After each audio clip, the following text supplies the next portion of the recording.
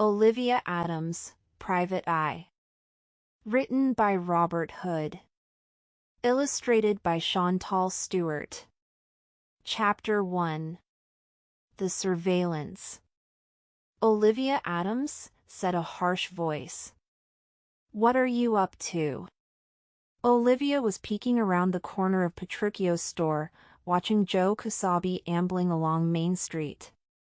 When she heard her name, she rushed around the corner onto the trail. Mrs. Gillings! Olivia exclaimed. You scared me! Mrs. Gillings was the deputy principal at Olivia's school. She was very fierce, and she became even fiercer when students behaved strangely. So what are you doing, OliviaAdams? Mrs. Gillings asked with a frown. I'm practicing surveillance, Olivia explained to her. She held up her digital camera and notebook. Surveillance? I'm going to be a private eye detective when I leave school. PI for short. Surveillance is when a detective watches a person or place carefully, Olivia explained. Olivia saw the disapproval in Mrs. Gillings' eyes, but she continued talking. PIs stake out places where there's trouble. I'm watching the bank, she said. The bank? Mrs. Gillings glanced across the road toward an old gray stone building. Has there been trouble at the bank? She asked.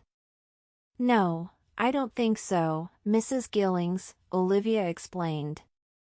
But, I'm just practicing. Well, Olivia, Mrs. Gillings lectured. If I were your mother, I wouldn't let you poke your nose into other people's business. I suggest you go home at once. Isn't your mother expecting you? Olivia hated being told what to do. She had worked out long ago that Mrs. Gillings was a bossy person. Olivia was usually polite to her, because the deputy principal could make life difficult. But then sometimes you have to stand up for yourself. I'm not hurting anyone, Mrs. Gillings, she stated. What I'm doing is constructive, said Olivia. To be any good at doing the surveillance work you have to practice. So I'm just practicing. Mrs. Gillings' eyes widened. You have very strong opinions, my girl, she said sternly. Olivia took a deep breath. Detective work is something I've always wanted to do, Mrs. Gillings. Do you mind if we go back around the corner, Mrs. Gillings? This is ruining my cover, said Olivia. Mrs. Gillings scowled again at Olivia. Then she strode off down the street, her chicken legs pumping away furiously. Olivia returned to her surveillance position beside Petruchio's store.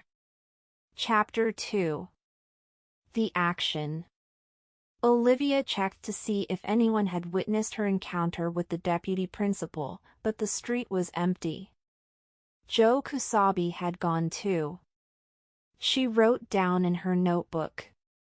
Fouquet left scene without entering bank. Probably innocent.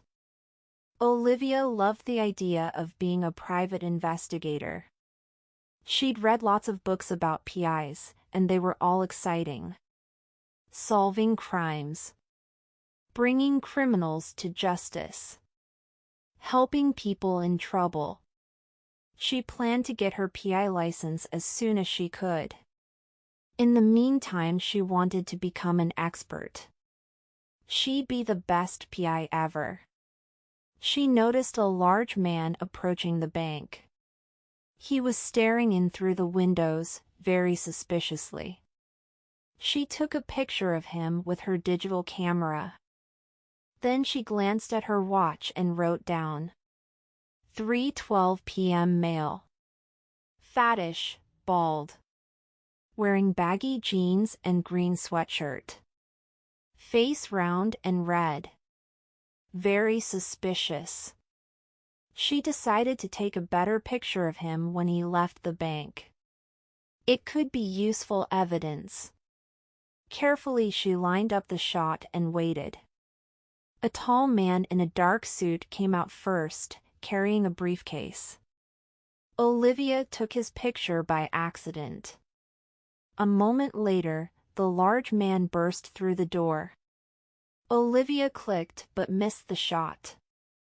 She quickly took another picture. This time Olivia caught the large man's face as he shouted something. This was great! She decided to take another picture, but as she lined it up, a four-wheel drive van roared past. Click! The large man started running along the trail.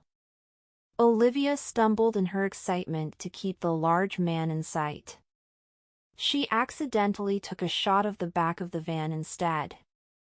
Olivia saw the man in the dark suit climb into the van just as she took the picture. The van then drove quickly away down the street. The large man in the sweatshirt kept running up the street. She took another picture. Chapter 3. Sean. Olivia! Oh, no! What now? A small, red-haired boy stood in front of Olivia. It was her little brother, Sean.